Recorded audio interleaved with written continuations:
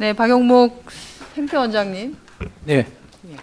그 아까 존경하는 의원님들 질의하는데 그 임원들 지금 채용하는 거 관련해서 네.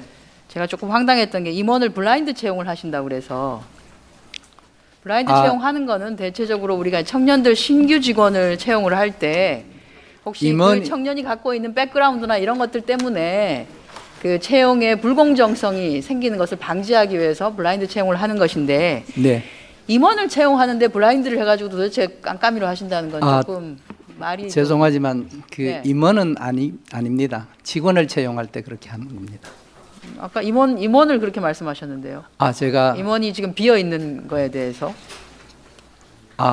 그 다음에 자, 실장급 인사에 대해서 질문을 하셔서 제가 그 부분에 대해서 잠깐 혼동해서 같이 대답을 하겠습니다. 네. 뭐 그렇다면 다행이고요. 저기 그 방문자 센터 주변에 습지 변화 있는 거 잠깐 그냥 간단하게 언급 좀 하고 넘어가겠습니다. 저도 생태원을 한 두세 번 가본 적은 있는데 처음에 만들어졌을 때 방문자 센터 주변에 습지가 잘 조성이 되어 있고요. 사실은 생물 다양성이 습지 내에서도 상당 부분 좀 확보가 됩니다. 그런데 그 지난해 말 정도의 사진을 보면 습지가 굉장히 많이 줄어들었어요. 물론 이제 뭐 퇴적물도 쌓이고 뭐 이렇게 해서 하는데 저게 나중에는 보니까 다 그냥 뭐 매립되듯이 이렇게 되겠더라고요. 그래서 그렇게 되기 전에 적절한 조치를 취하시는 게 좋을 것 같습니다. 네, 잘 알겠습니다. 계획을 몇 번 냈었는데 예산에 반영되질 않아서 지속적으로 노력하려고 합니다. 그것도 예산 문제네요. 알겠습니다. 이번 예산에는 그럼 반영이 됐습니까? 이번에도 반영되질 않았습니다. 아쉽게. 알겠습니다. 대책을 좀 마련하셔서 저희 의원실로 보고해 주시기 바랍니다. 네, 감사합니다. 하고요. 환경공단의 우리 전병성 이사장님. 네네. 그 고향 저수 조건 때문에 저유 조건 때문에 지금 2015년 7월 21일자로 시행된 대기환경보전법에 따르면 그 대한송유관공사 고양지사의 그 저유소도 비산 배출 시설 신고 대상이죠. 네, 그렇습니다. 네, 그래서 아마 그 고양 저수조는 16년 7월달에 공단에 신고를 했는데 공단이 그 신고한 시설에 대해서 점검을 하지 않은 이유는 뭔가요? 그게 설치 후 3년 이내에 검사를 하도록 되어 있습니다. 그 답변 하실 것 같았습니다. 이게 이제 그 설치하고 신고하고 3년 되는 해까지만 하면은 점검을 하면 되니까라고 해서 결국 2019년이라고 하는데 저는 이거를 그렇게 하실 거는 아닌 것 같고요. 저유 시설의 경우에도 어떤 것은 굉장히 오래된 것이 있고요. 어떤 것은 최근에 지어진 것이 있습니다. 여기는 1992년에 지어졌기 때문에 안에 내부 부상형 지붕이라 하더라도 그 실링이 이미 벌써 세월이 몇 년입니까? 네네. 그래서 당연히 비산의 가능성이 높고 그렇다라고 하면 도대체 어떻게 관리가 되는지에 대해서 똑같이 다른 저유시설과 같이 판단을 할 거는 아니라는 거죠. 저는 그 공적인 기구에서 공적인 기관에서 일을 하실 때 그런 거를 좀 판단을 해주셨으면 좋겠어요. 해당 시설이 얼마나 노후가 되었는지를 먼저 판단을 하셔서 여기는 점검의 필요성이 좀 더 빨리 해야 되는지 아닌지 이렇게 좀 따져주셔야 되는데 그거 없이 그냥 법적으로는 3년 안에만 다 하면 되니까 신청 들어오면 가서 하지요라고 해서 안 하셨는데 그런 걸 감안해서 조금 일찍만 점검을 해주셨으면 얼마나 좋았을까 하는 아쉬움이 있습니다. 네네. 아마 저희수에 대해서 시들이 좀 주의를 아직도 남아있는 시설이 있으니까요. 만들어진 연도와 관리 상황 이런 것들을 살피셔서 미리미리 안내를 하시고 점검을 받도록 그렇게 해주셨으면 좋겠습니다. 네네, 그렇게 하겠습니다. 이건 뭐 이사장님 모시기 전에 있었던 일인데 그 남양주 청사 임대차. 임대차 건. 그 공단은 이게 임대차를 그 당시 우리 박승환 이사장님 계실 때였는데 아니 그 청사를 이런 식으로 임대 계약을 하고 이렇게 했었습니까? 제가 보고를 받았는데요.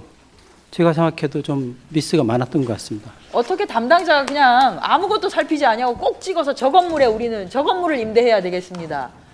비교한 것도 없어요. 건물 A, 건물 B, 건물 C. 대체로는 보통 어딘가를 그것도 다름이 아니라 청사를 뭘 하겠다라고 하면 몇 개의 예시를 가지고 A는 어떤 장점이 있고 어떤 단점이 있고 B는 어떻고 가격은 어떻고 뭐 이런 걸 하는데 그게 아니라 한 건물 그것도 굉장히 불안정한 상태에 있고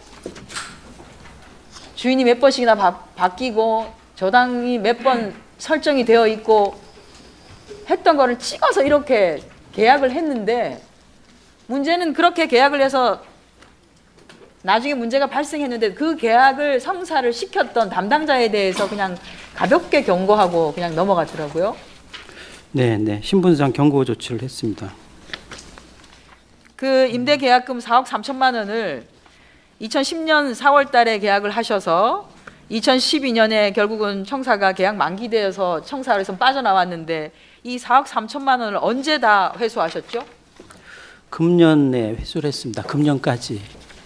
네, 제가 금년 7월까지 해서 회수한 걸로 알고 있습니다. 그리고 법적 소송을 가셨고 원래 소송 비용도 피고들이 부담을 해야 되나 그것도 공단이 부담을 하셨고 법정 소송에 따라서 법원으로부터 판결을 받은 이자 20% 지급하라고 하는 거 전혀 받지 못하시고 소송 비용까지 공단이 지불하고 해서 결국은 실질 손해를 한 5억 좀 넘게 손해가 났습니다. 그렇죠? 네, 받아야 원금만 되는 회수를 받았고요. 하고 이자분 회수를 전혀 못했습니다. 이자 회수 전혀 못한 거를 자랑스럽게 이렇게 네, 얘기하시면 그래서 안 됩니다. 그 부분에 대해서 다시 그 재청구를 해서 좀 이자도 받을 계획으로 있습니다.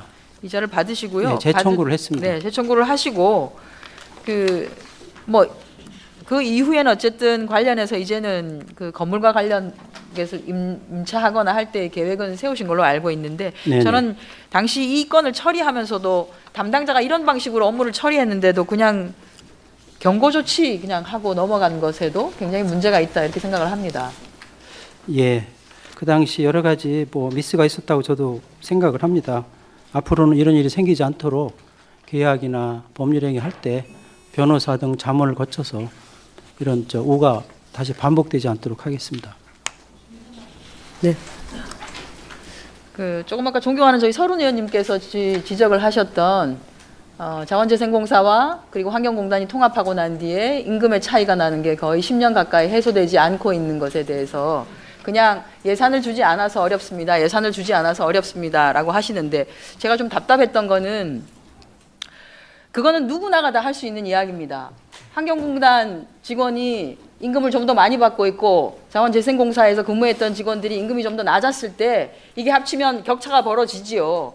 그런데 내부적으로 예를 들어서 환경공단에 근무하고 있었던 사람들이 우리의 인상폭을 조금 줄이면서 몇 년을 가고 대신에 환경자원재생공사 직원들에게 얼마를 더 해줄 테니 그리고 그러면 국가에서 조금 더 보조해줘서 가능한 빠른 시간 내에 이걸 맞출 수 있도록 해주십시오라고 해야 되는데 그렇지 않습니까? 네네. 그냥 여기가 많이 받고 있는데 이만큼 해주세요라고 하는 거는 누구나 할 수 있는 얘기죠. 내부적으로 노조도 지금 2개가 별도로 분리되어 있고 한데 좀 적극적으로 해서 해소하기 위한 것들을 기관장이 해야 되는 역할이 아닌가 싶습니다. 그렇게 하면 저희 국회도 열심히 노도록 하겠습니다. 네, 알겠습니다. 네. 네, 수고하셨습니다. 다음은 자유한국당 강효상 의원님 질의해 주시기 바랍니다.